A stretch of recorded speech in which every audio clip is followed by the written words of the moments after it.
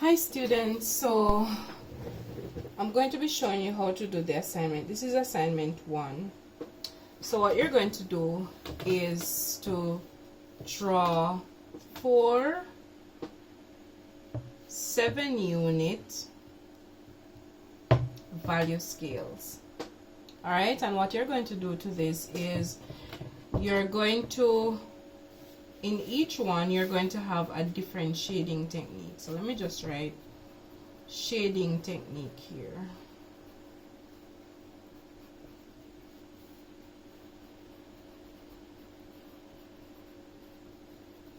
Alright, now what I want you to do is to label each one of them. So this is soft pencil shading.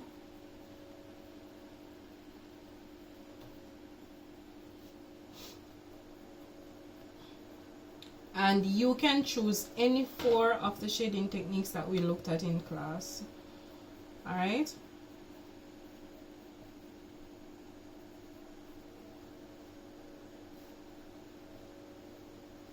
Any one of them. Cross-hatching. You don't have to do the ones that I am doing.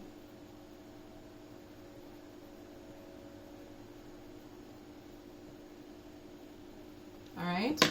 Now what you're going to do is you're going to shade these starting from dark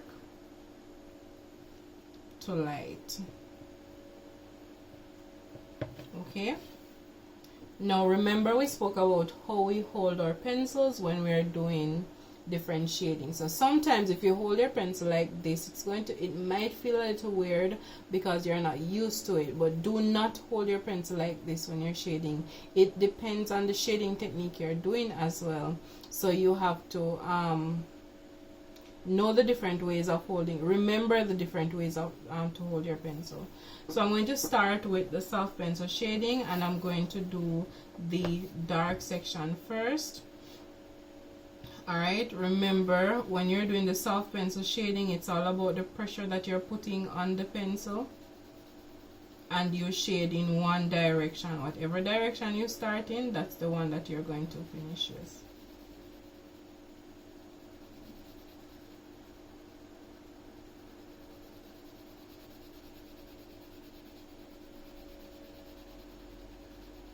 Remember also that you don't just go dark, you start light first and then you build on your value. Okay, so now I'm putting a little bit more pressure on my pencil, but I'm trying to bring the same pressure throughout so that I get one value.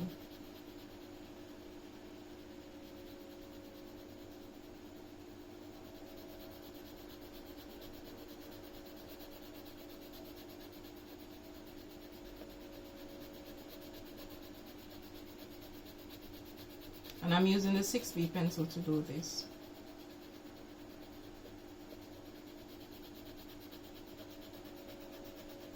Adding a little bit more pressure.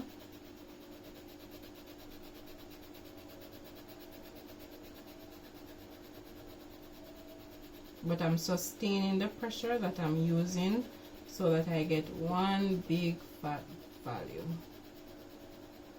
Alright.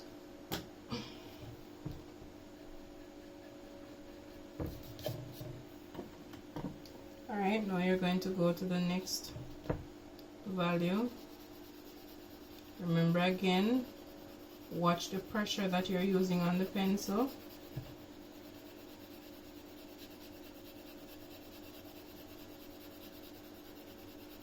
And notice too that I'm not working on a flat surface. I have elevated my drawing board a little.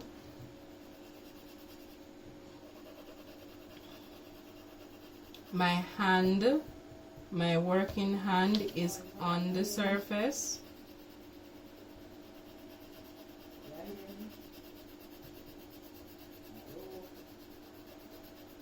And my wrist is moving, not my arm. I'm not doing this. My wrist is moving, alright? Now this value is not going to be as dark as the first value. Alright, but it is going to be dark. Alright, then we go to our next value. I'm going to try to speed up a little.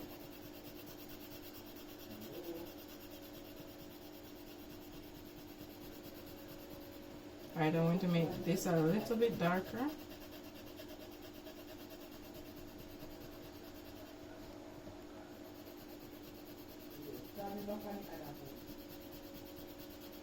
Alright. And I'm kind of watching my values as well, so as to ensure that I have a different value each time I shade a unit. Alright. Remember, you are watching the pressure that you're putting on the pencil, and that is what is going to give you the value that you desire. Alright, I'm going to use a little harder pencil. This is a 4B to give me a different value. Again, you're watching the value, you're watching the pressure that you're putting on the pencil. I have a little pressure issue here. Let me try to fix it. Alright, and I'm going to try to go a little lighter.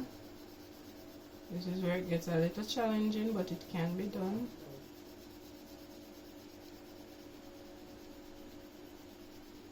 Alright, and for the next part, and this is especially if you're just learning how to shade, you could use a 2B pencil for this section. We don't really shade with 2B pencils, but to start you could use a 2B pencil for this section. So now what you have is 7 different values, and that's what I want from you. Okay, for the next one, what you would do, and if you use a 6B pencil, you can write 6B so that you are reminded of the value that your pencil can give you. Alright, so for the hatching, I'm going to use the diagonal hatching.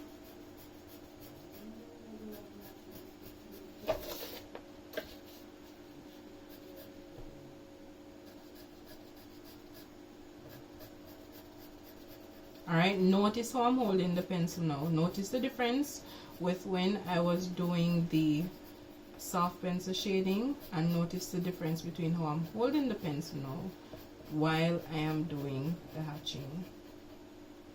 Alright, remember, the closer you put the lines, the darker the area is going to be. Just make sure that you don't cross the lines. Alright.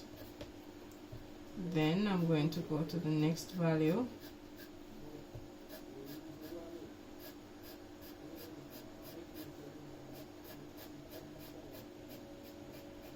And I'm not pressing down too hard on this one.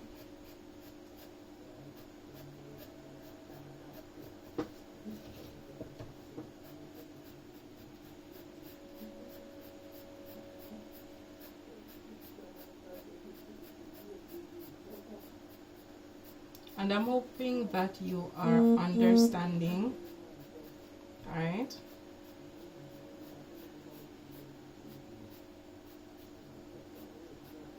So I'm not pressing. If you are using a pen, what you would do is you would still try to ease up the pressure, but at the same time you would also put the lines farther apart. This and this looks alike, so I'm going to make this a little darker.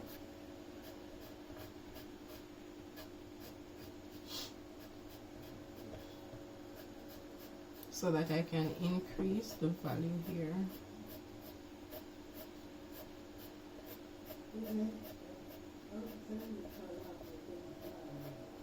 Alright, so it has changed. Oh, I'm using the 4B pencil.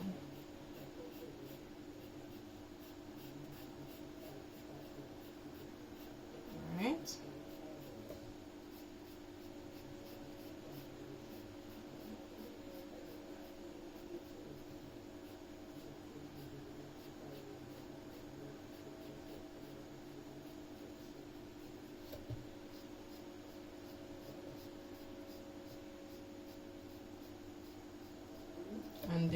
have our hatching. You can still see the value change, and that's what I want. Now the cross hatching is simply fairly easy. You are putting the lines close together for the first unit. You're putting them close, and in addition to that, you're going to be crossing, going into a separate direction. And the darker you want the area, the more you will overlap the lines, right? And that's how you'll get your darkest values for the cross hatching. All right.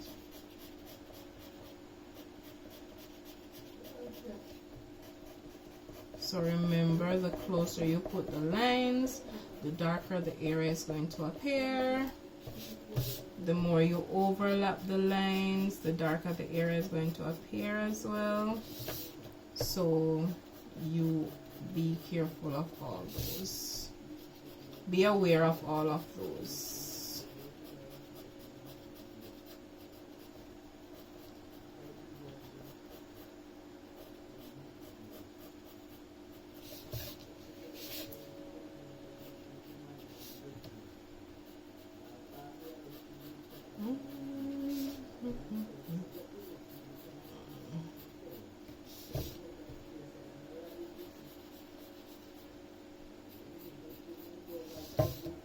Right, okay, I'm not going to do any more now because I want to show you the next activity. So I hope you have an understanding with the scribbling. The scribbling is the same.